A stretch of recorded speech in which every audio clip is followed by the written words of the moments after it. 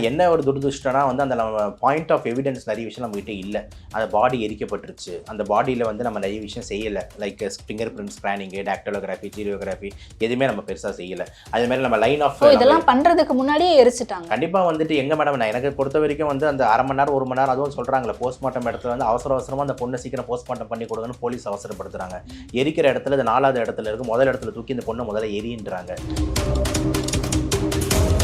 Polygraph டெஸ்ட்னா என்ன actually? இது வந்து ஒரு பயோகெமிக்கல் டெஸ்ட். ஓகே, இந்த பயோகெமிக்கல் டெஸ்ட் மூலமா ஒருத்தவங்களோட ஒரு சின்ன சாம்பிள் வச்சு அதை வந்து மேக்னிஃபை பண்ணி நம்மளால வந்துட்டு அவங்களோட நியூக்ளிக் ஆசிட் ஆம்பிளிஃபை பண்ணி யாருன்னு சொல்லிட்டு நம்ம கண்டுபிடிக்க முடியும். ஓகேங்களா? ஹிப்னாட்டிக் டெஸ்ட்னு ஒன்று இருக்கு.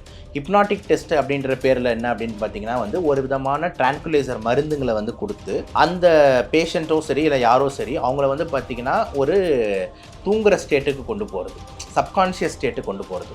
அந்த சப்கான்ஷியஸ் ஸ்டேட்டு கொண்டு போயிட்டு அவங்கக்கிட்ட நம்ம பேசினோம்னா அந்த இன்ஹிபிஷன் இல்லாமல் அவங்க நிறைய விஷயங்கள் வந்து சொல்லுவாங்க. மெடசோலமாக இருக்கட்டும், ஃபென்டனிலாக இருக்கட்டும், அதேமாதிரி மார்ஃபினாக இருக்கட்டும், இந்த மாதிரி ஒரு சில விஷயங்கள் யூஸ் பண்ணுவாங்க. ஸோ இது வந்து நம்ம கண்ட்ரோல்லே கிடையாது. நீங்கள் கண்ட்ரோல் பண்ண நினச்சாலும் உங்கள் மைண்டு வந்து உங்களோட பிரெயின் வந்து பார்த்தீங்கன்னா ட்ரக் கண்ட்ரோலுக்கு போயிடும். அப்படி போகிறதுனால நீங்கள் உங்களால் பொய் சொல்ல முடியாது. நீங்கள் அந்த சப்கான்ஷியஸ் லெவலில் நீங்கள் வந்து நீங்களாக தான் பேசிக்கிட்டு இருப்பீங்க. சூசைடாக வந்து பேசப்பட்ட ஒரு கேஸ், இந்த பொண்ணு சூசைட் பண்ணிக்கிட்டா அப்படின்னு நம்ம முடிச்சிருந்தோம் அப்படின்னா இப்போ எவ்வளோ விஷயம் வெளியே வருது பாருங்கள். அந்த ஹாஸ்பிட்டலில் வந்து ஹியூமன்ஸே கடத்துறாங்க. அந்த எஸ்பெஷலி யாருன்னா அந்த அனாதை இதுன்னு சொல்லுவாங்களே, கிட்டத்தட்ட அந்த காக்கி சட்டை படத்தில் நடக்கிற மாதிரி தான் நடந்திருக்கு. ஓகேங்களா? கண்கள் தாக்கப்பட்டு கண்கள் கசிஞ்சது அந்த போஸ்ட்மார்ட்டம் ரிப்போர்ட்டில் இருக்குது. உடம்புல 15க்கும் மேற்பட்ட இடத்துல காயங்கள், இந்த மாதிரி இந்த பிளண்ட் ட்ரோமா நடந்திருக்கு, இந்த கட்டணம் அடிச்சு அதுவும் இருக்குது. பெண்கள் அந்த உறுப்பு வந்து சிதைக்கப்பட்டிருக்கு. அதே மாதிரி வந்து பார்த்தீங்கன்னா ஹைமன் வந்து டானாக இருக்குது. அதே மாதிரி வந்து பார்த்தீங்கன்னா திக் ஒயிட் விஸ்கஸ், அந்த வார்த்தைலாம் அப்படியே அந்த ரிப்போர்ட்டில் இருக்குது. எவ்வளோ வெயிட்டு, அதில் எவ்வளோ வந்து எம்எல் இருந்தது, இதெல்லாம் அவங்க வந்து அதில் மென்ஷனே பண்ணல. அப்புறம் அந்த ஃப்ராக்சர், அதாவது இடுப்பெலும்பு உடஞ்சவங்க, நோ எவிடன்ஸ் ஆஃப் ஃப்ராக்சர் ரிப்போர்ட்டில் இருக்குது. ஆனால் மாணவர்கள் பார்க்கும்போது பார்த்தீங்கன்னா 180 டிகிரியில் கால் இப்படி இருக்குன்னும் போது உடைக்கப்பட்டிருக்குன்னு தான் சொல்ல முடியும். புரிஞ்சிருச்சா நான் சொல்கிறது? ஜாயிண்ட் டிஸ்லொகேஷன் ஆயிருக்கும். ஸோ நம்மளுக்கு ஃபுல் போஸ்ட்மார்ட்டம் ரிப்போர்ட் வந்து நம்மளுக்கு வெளியே வந்து கொடுக்க மாட்டாங்க, வராது. கொல்கட்டா ரேப் கேஸ் பற்றி நம்ம ஆல்ரெடி ஒரு இன்டர்வியூ பண்ணோம். பட் அதில் கேஸ் டீட்டெயில்ஸ் என்ன அப்படிங்கிறது டீட்டெயிலாக பேசணும். பட் இப்போ திரும்பவும் அதில் அரெஸ்ட் ஆகியிருக்கக்கூடிய அந்த சஞ்சய் ராயா இருக்கட்டும், இல்லை அந்த ஹாஸ்பிட்டலினுடைய பிரின்சிபலாக இருக்கட்டும், எக்ஸ் பிரின்சிபலாக இருக்கட்டும், இவங்க எல்லாரும் உட்பட ஒரு 4 பேர் 6 பேரை சேர்ந்து இன்னைக்கு பாலிகிராஃப் டெஸ்ட்டுக்கு உட்படுத்துறாங்க. அந்த பாலிகிராஃப் டெஸ்ட்னா என்ன ஆக்சுவலி? இல்லை, இப்போ எக்ஸாம்பிள் பாலிகிராஃப் அப்படின்ற ஒரு இடத்த எடுத்துக்கிட்டோம்னா, இந்த ஃபிங்கர் பிரிண்ட் வந்து கிராஃப் அப்படின்றது என்னன்னா வந்து ஒரு பிரிண்டிங்னு அர்த்தம். ஓகேங்களா? இப்போ பிரிண்டிங்ன்றது ஆங்கிள் எடுத்துக்கிட்டிங்கன்னா ஃபிங்கர் பிரிண்ட்டாக இருக்கலாம், லிப் பிரிண்ட்டாக இருக்கலாம். ஓகேங்களா? அவங்களோட ஜெனட்டிக் செமன் பிரிண்ட்டாக இருக்கலாம், என்ன வேணால் இருக்கலாம். ஸோ இது வந்து ஒரு பயோகெமிக்கல் டெஸ்ட். ஓகே, இந்த பயோகெமிக்கல் டெஸ்ட் மூலயமா ஒருத்தவங்களோட ஒரு சின்ன சாம்பிள் வச்சு அதை வந்து மேக்னிஃபை பண்ணி நம்மளால் வந்துட்டு அவங்களோட நியூக்ளிக் ஆசிட் ஆம்பிளிஃபை பண்ணி யாருன்னு சொல்லிட்டு நம்ம கண்டுபிடிக்க முடியும். ஓகேங்களா? இதுதான் வந்து ஒரு ஆங்கிள் அந்த பாலிகிராஃப் அப்படின்னும் போது இந்த டாக்டிலோகிராஃபி, சீலியோகிராஃபி, அதே மாதிரி செமன் அனாலிசிஸ் இது எல்லாமே வரும். இன்னொரு ஆங்கிளில் வந்து பார்த்தீங்கன்னா வந்துட்டு இந்த ஹிப்னாட்டிக் டெஸ்ட்னு ஒன்று இருக்குது.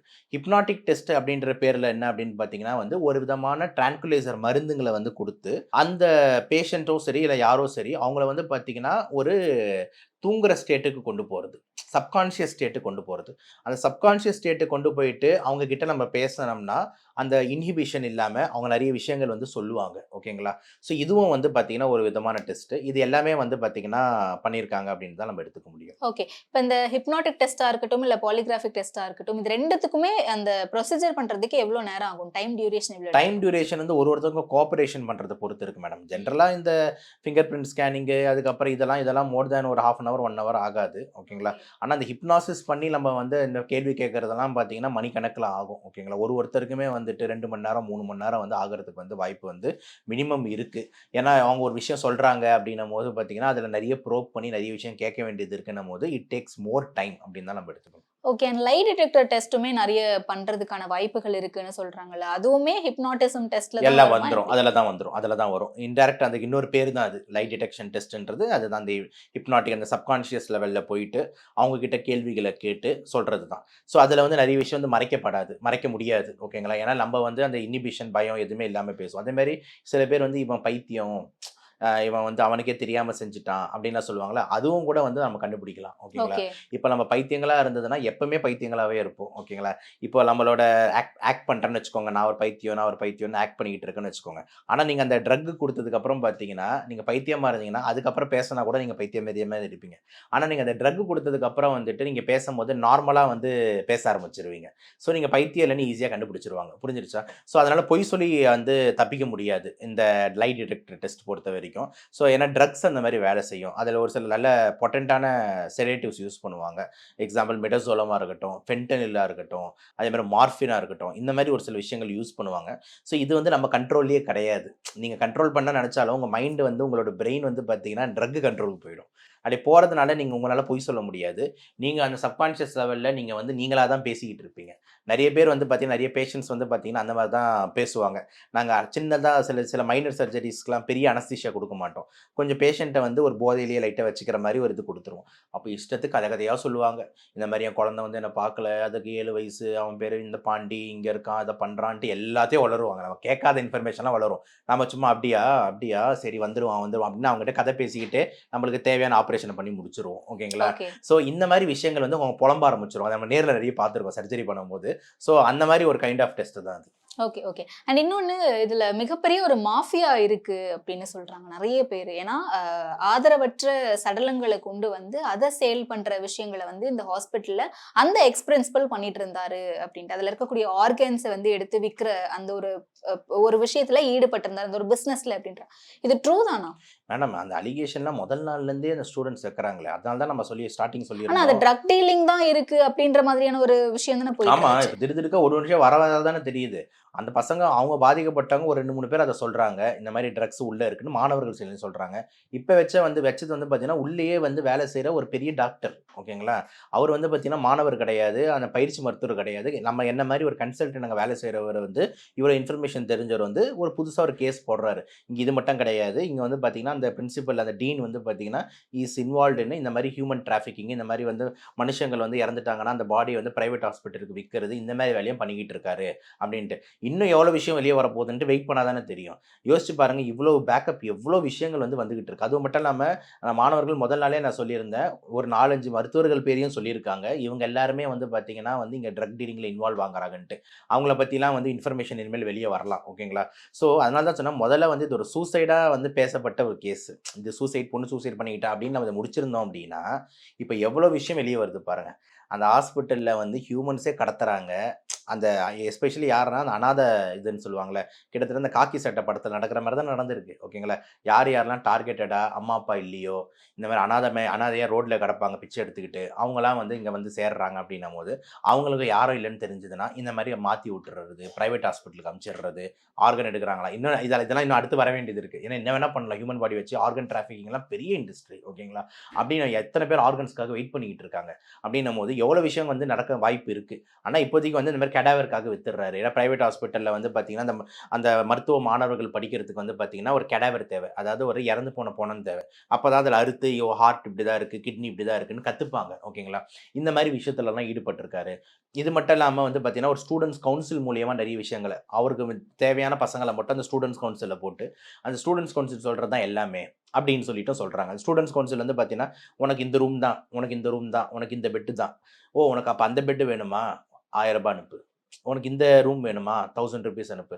அப்படின்னு சொல்லிட்டு எல்லா ஆங்கிள்லயும் காசு எக்ஸ்ட்ராக்ஷன் ஆங்கிள்லயும் வந்துட்டு சொல்றாங்க. இத தாண்டி உள்ள வந்து ட்ரக் சப்ளை எல்லாத்துக்குமா இவங்களே வந்து பண்றாங்க. அப்போ ஒரு முதல்வருக்கு தெரியாம இவ்வளவு விஷயம் நடக்காதுல்ல. புரியுதா? சிம்பிள் அதுதான். முதல் நாள்லேருந்து அந்த ஸ்டூடண்ட்ஸ் வந்து இத தான் சொல்லிக்கிட்டு இருக்காங்க. இன்னொன்னு வந்து பார்த்தீங்கன்னா, ஒரு சில பேர்லாம் பேசுறாங்க. போஸ்ட்மார்ட்டம் பார்த்தீங்களா? ஒரே தப்பு தப்பா ஹைப் பண்ணிட்டாங்க. இந்த மாணவர்கள்லாம் சொன்னதெல்லாம் பொய்யி.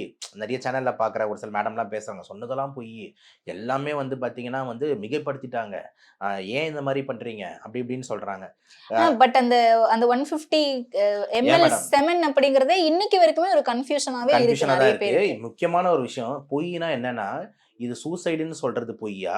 இல்லன்னா வந்து பார்த்தீங்கன்னா வந்து இந்த 150 இதெல்லாம் ஒரு பெரிய பொய்யா? நல்லா யோசிச்சு பாருங்க. அந்த மாணவர்கள் சொன்னதுல 80 விழுக்காடு அப்படியே அந்த போஸ்ட்மார்ட்டம் ரிப்போர்ட்ல இருக்கு. 80% வந்து அப்படியே இருக்கு. ஓகேங்களா?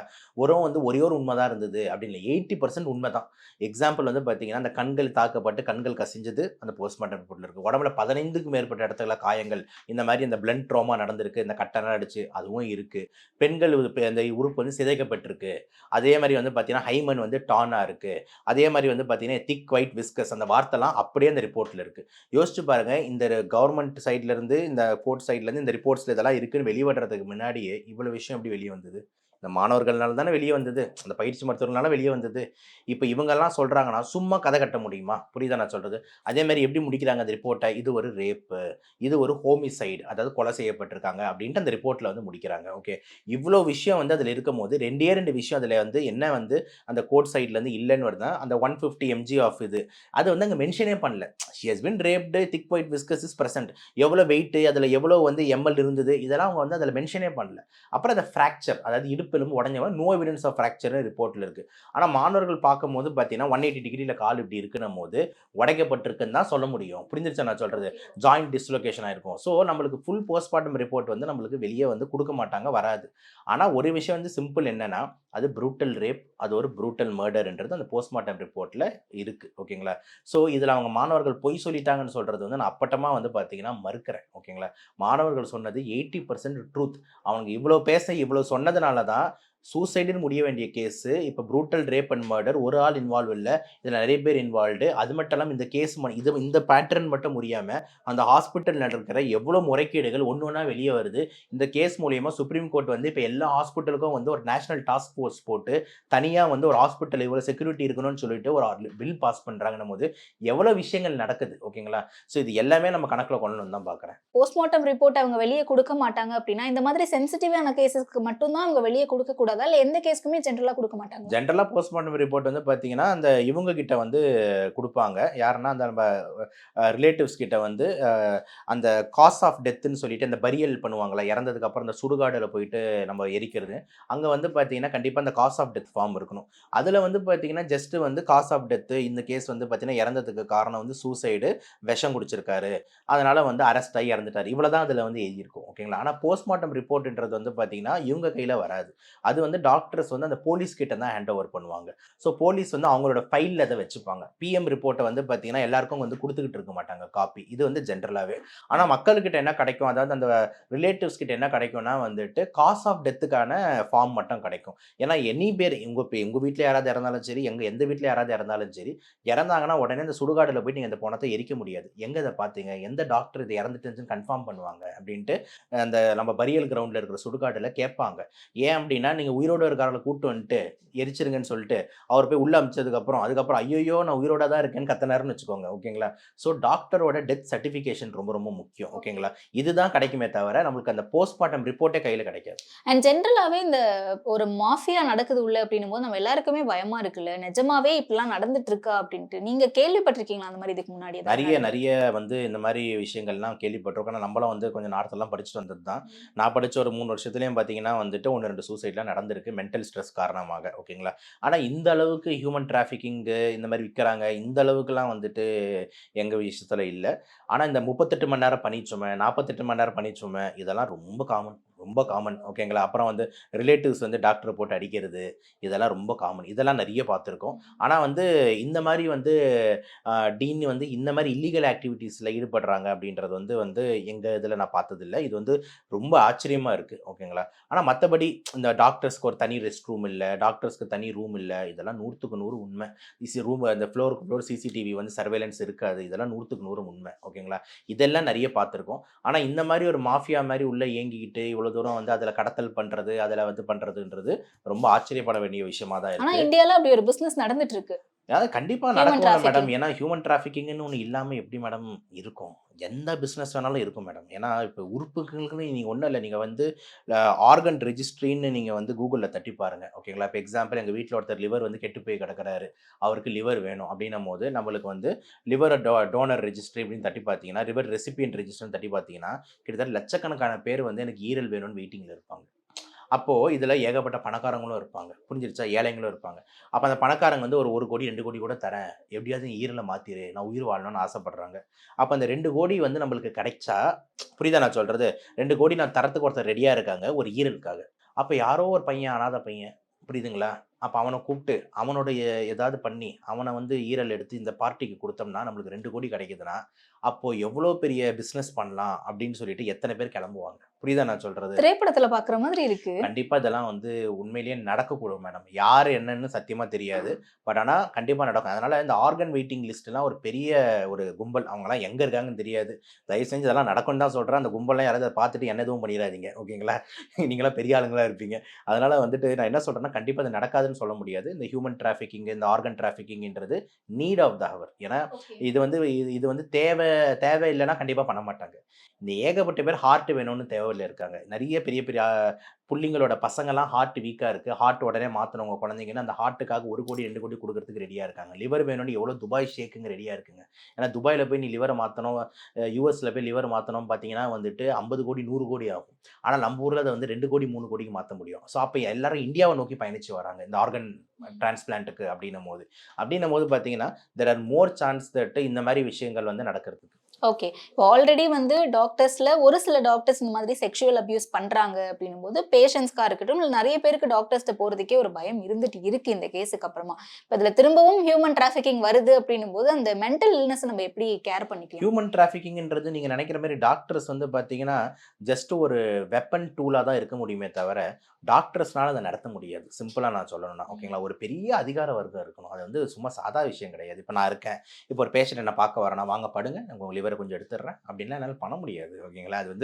அது வந்து it's not an easy thing. நீங்க நம்ம நெனைக்கிற மாரி. அது ஒரு பெரிய வந்து ஒரு டேஞ்சர் இதுவா வந்து நெட்வொர்க்கா வந்து இருக்கணும். இப்போ கூட சமீபமா அந்த கன்னு ஒரு படம் பார்த்திருந்தேன். அதுல வந்து பார்த்தீங்கன்னா, ஒரு சும்மா அந்த பிரசாந்த் சாரோட ஒரு கிட்னி எடுக்கிறதுக்காக அந்த டாக்டர் வந்து எங்க ஒரு தூரத்துல ஏதோ ஒரு காட்டு உள்ள ஒரு கிளினிக் வச்சுக்கின்னு இதெல்லாம் பண்ணி so it is not an easy thing. ஓகேங்களா? ஒரு ஆர்கன் எடுக்கிறதுன்றது வந்து ஈஸி திங். அதெல்லாம் நீங்க நினைக்கிற மாதிரிலாம் பண்ண முடியாது.